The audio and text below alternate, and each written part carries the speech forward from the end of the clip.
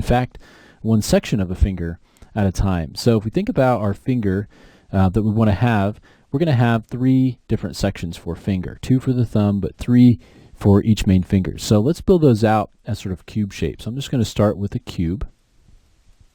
Okay, and I want to get my just basic finger shape. And so we won't use the art as much. Let's just kind of see what looks good. So I'm thinking of one joint only. So I'll get the proportions just about right. So maybe something like that would be good. And I'm not going to do anything else to this. I'm going to go ahead and make that editable. And then instead of having just a simple cube, I want to add a little bit more detail to it. So let's take the top 2 edges and I want to bevel those. So what that means is I want to replace those with a face. So right click, go to bevel, and let's just click and drag until we get a nice bevel. So I don't want to have something that's too wide, so I'll make it something like that. Now I want to do the same thing on the bottom. This one I want to be a little bit more drastic. Now it'll give us kind of the feeling of a rounded finger, but it'll still be mechanical. So we've got both of those edges selected. Let's do a bevel. Right click, bevel. And on this bevel, I'm going to make this a little bit more, give it a little bit more of an offset. So something like that. All right. Now we can reuse this shape for each joint, but I do want to have an area where we have the flexible part between that joint. So let's select between that that part. So let's select this front part of here of the finger joint, and let's do an extrude inner. So we'll bring it down, maybe something like that. Okay. And then let's also do an extrude, and we'll bring it out something like that. And then I'm just going to delete the end of that. Okay, let's also take this face here and we'll extrude that down. Oops. Extrude inner rather. We get something like that. Okay, now I do want to come in and close off kind of the ends of this, and so let's grab our knife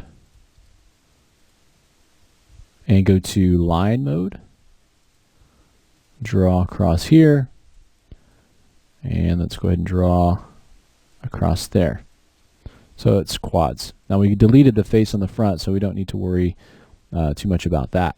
Now if we're planning on smoothing this, we'll need to add a few more edges, but for now let's go ahead and leave this as is. Now to create our next finger, I'm just going to control drag this one, our next joint rather, control drag this one out. If you want to, you can make this, taper this down a little bit, so we could take these points, grab all those points in the front, and just kind of pull this down, maybe pull it down a little bit. Let's take it one more time, pull it out, and then on this one I want to change the front of this a little bit. So I want to kind of scale down the front a little, but I want to leave it at the same level at the top, so something like that. Let's grab these polygons at the front that have been extruded out and we'll delete those. Remember to optimize your points to get rid of those extra points. And now we can use our fill polygon hole, or close polygon hole rather. And let's use our knife again, this exact same way. And then we'll do the same thing up here. And then I'm just going to grab these polygons on the front and just pull them out a little bit. So we get something like that. So that can work as a single finger. And so I want to kind of rotate these a little bit, and let's actually make this a bit shorter. So maybe something like that. Okay, let's add I want to be able to kind of bend this a little bit more. And so let's go into our knife, and I'm just going to add a loop right here. Let's do the same thing here. We'll add another loop right in here.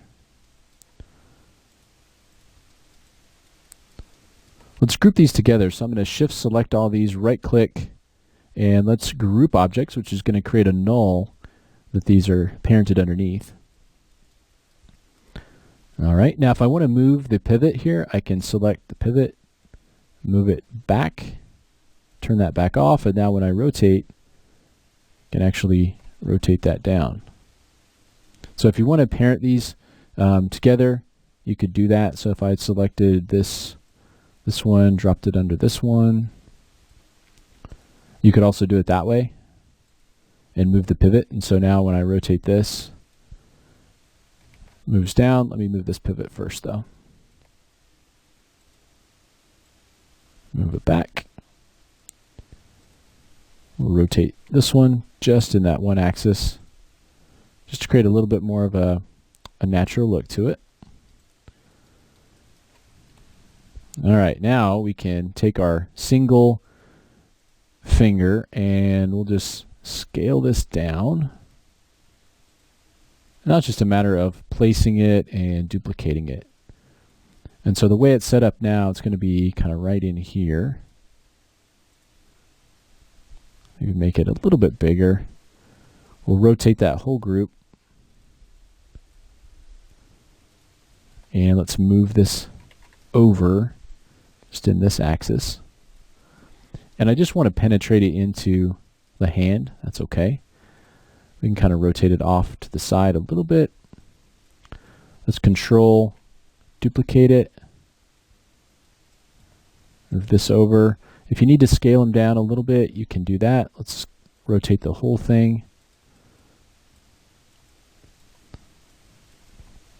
If you have a little bit more time, you can be a little bit more careful with the placement and everything and the scaling. Just trying to get something that looks good here. Let's drag this off again to create our third finger. This one will scale down just a little bit. Now you can see I don't really have enough room for all of them, and so I'm just going to move those over a little bit. Scale them down a little until they'll all kind of fit together. And then the last one, make that a little bit thinner as well. So again, just kind of putting those into the surface of the hand. And then for the thumb, we can grab one of these, and let's get the main one here. I'm just going to drag it off. I'm just going to delete that first one, although it's parented, so I'm going to unparent first. Delete that. And now we've just got our thumb, which we can come in, and I want to put this into the hand more at the base here, and I want to rotate it. So rotate it out that way and that way.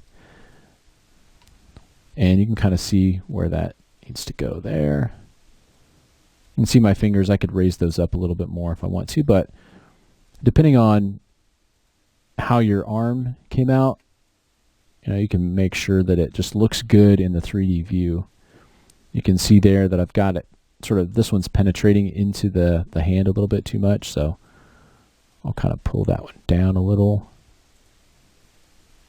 Maybe pull this one over and rotate just a bit.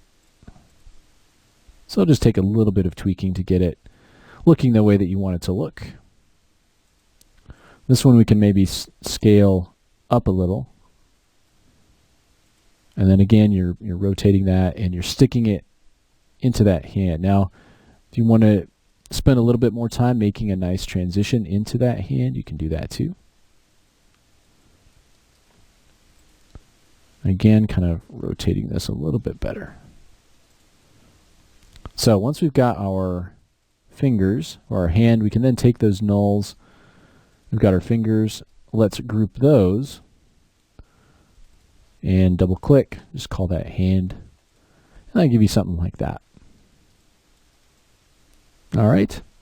So once you've got those, the next thing that we can do is to build the upper leg, and we'll do that starting from the geometry that we have